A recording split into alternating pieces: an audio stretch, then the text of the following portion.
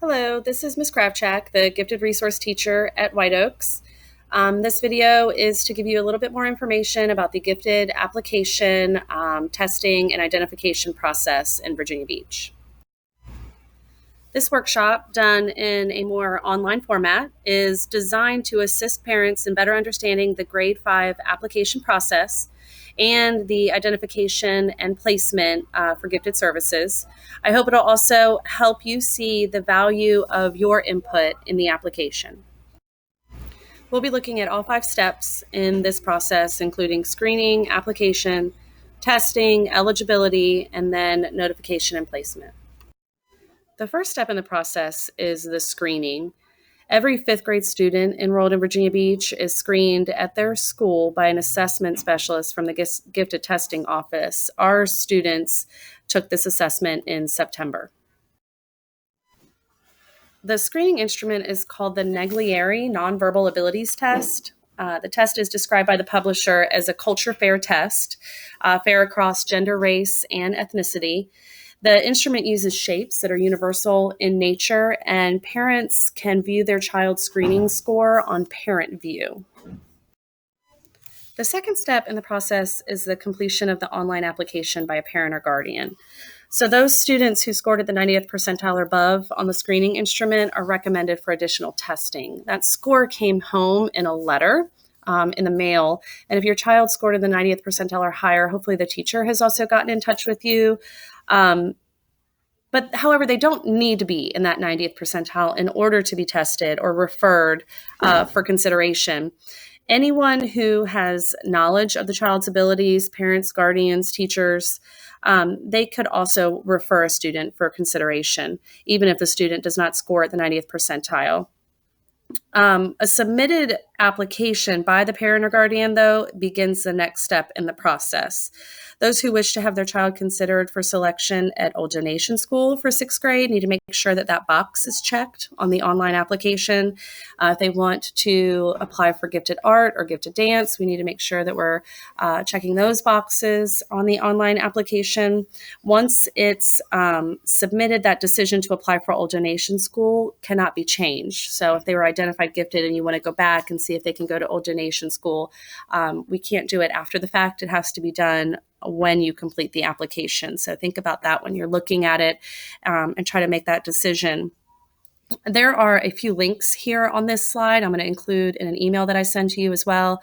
The first is a link to VB Schools that'll give you some more information about gifted services. The second is the online application. And the third is a YouTube video that can walk you through how to navigate that online application.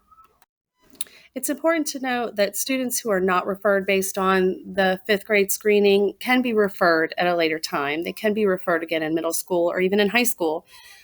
Testing should take place when it's most appropriate for student success. So I want to take a few minutes to preview the application and the parts of it so that you'll have an idea of what you'll be looking at when you get in. To the website, the first thing they're going to do is ask you for some basic information about your child, about yourself, including an email address, and that email address will be used to communicate with you in the future. The online application asks you to reflect upon, rate, and then provide specific examples of student behaviors in 4 different areas that relate to the characteristics of gifted learners. So the first step is to reflect and rate. So you'll see a variety of behaviors, and it'll ask you to think about your child and rate them for each of those behaviors. As the parent or the guardian, it's likely that you are the person who knows your child best outside of the school setting. So the input that you provide with this online application is really valuable. It lets the Gifted Identification and Placement Committee truly see your child. It's not realistic for them to observe or interview each child that applies for gifted services. So the input that you have speaks most directly to the potential or the demonstrated abilities of the child outside of the school setting. After you go through the rating portion of the application, there's going to be a place for you to add additional comments. You can see I have 2 examples here. The one in the forefront has far more specific examples. You're really helping the committee see who the child is at home. You're giving lots of examples that will help them understand why you chose different places on the rating scale. The more you can tell them, the better they're going to be able to see your child and understand whether or not your child requires a different type of instruction or environment to best meet their needs. Because it is so important, I want to take a few minutes and kind of go through some of the areas of the application and talk to you about examples that you might provide. So, the first part talks about your child being an intense learner. So, this might be the vocabulary, the determination to complete things, the passion that they have for different topics, and their drive for learning and exploring and discovering, the extra things that they know, things that they might tell you or talk about that you're wondering, how did you know that? Where did you learn that? The books that they read, the things that they're interested in, their awareness of the world, things beyond just them and their home and their school, that concern for equity, concern for fairness, things like that. Their passions, what they're really interested in, what they become absorbed in outside of school.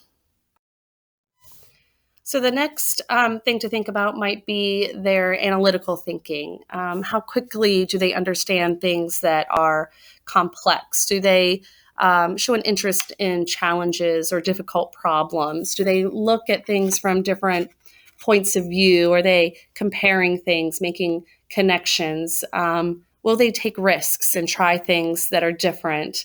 Are they confident? Do they argue? Are they kind of stubborn in a positive way? Do they become determined to complete things?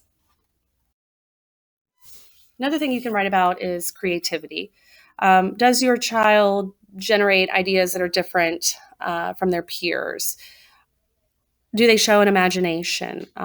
Do they show that they want to be original and create things that are different or more complex? Do they add extra details to things? Do they ask questions? Does your child show curiosity about a variety of topics? Does your child have a sense of humor? Does your child understand jokes that you think are a little bit above their age level? Do they get really passionate about something that they make more complex than their normal age would? Another important, very important thing to write about would be your child's motivation. How well do they work independently? How well do they own the work and the task and the jobs that they have to do? Are they interested in doing more than what's required on things that they're passionate about? Do they want to take it a step further? Do they work cooperatively with others? Are they very good at delegating tasks and being a leader in a team? So before you submit, kind of think about what you've written and how well you are providing those details about your child that will help the committee truly understand who they are. If you have any questions or you want feedback on what you've written, please feel free to reach out to Ms. Kravchak. The best way is email, honestly, and I'd love to sit down with you or provide you some questions that'll continue to get you thinking about what you can write. The next step is testing. All students that have a submitted application online are tested using the COGAT, or the Cognitive Abilities Test. Again, an assessment specialist from the Gifted Testing Office will come here, and the parents will be notified of the testing date in advance. The best preparation for this assessment is for the child to get a good night's sleep, to eat a nutritious breakfast, and to have a conversation with someone about how to take their time and how to just think about what they're doing. And that this test isn't the one thing that determines who they are as a person. So to not be too stressed about it. We don't want anybody to come to school worried on the day of this assessment. So all the information that's collected creates a student profile, that testing data, the teacher input, the parent or guardian input, all other academic achievement information. And all of this information goes before the Gifted Identification and Placement Committee, which is made of school personnel who have knowledge of gifted education, maybe administrators, school counselors, gifted resource teachers, the gifted assessment specialist, psychologist, maybe some central office. This committee thoroughly reviews all of the data on the student application using a multi-criteria approach. And based on all of the information presented, the committee determines if the student requires gifted services. Students identified for the intellectually gifted program are students who have outstanding abilities. They're capable of high performance, and they require differentiated educational programs beyond those normally provided by regular school programs. After those committees meet, parents are notified by email of the decision, and they may access their child's testing information on Parent View. Identified students receive gifted services through a resource cluster model in their neighborhood school here at White Oaks, or they may be accepted to Old Donation School if selected. Once identified for gifted services in Virginia Beach, students hold that identification until graduation, as long as they are still here in Virginia Beach. So this concludes our online webinar. Please feel free to reach out. My email is probably the best way to get in touch with me. That's the fastest way you can get a response. My phone number is also there for you with the extension to my classroom. I'd be happy to sit down and talk to any parents and help you with your application. The Gifted Testing Office, the phone number is there. It's also a great place to go if you have questions about testing, identification, placement, any of it. Sometimes they have better answers than I do.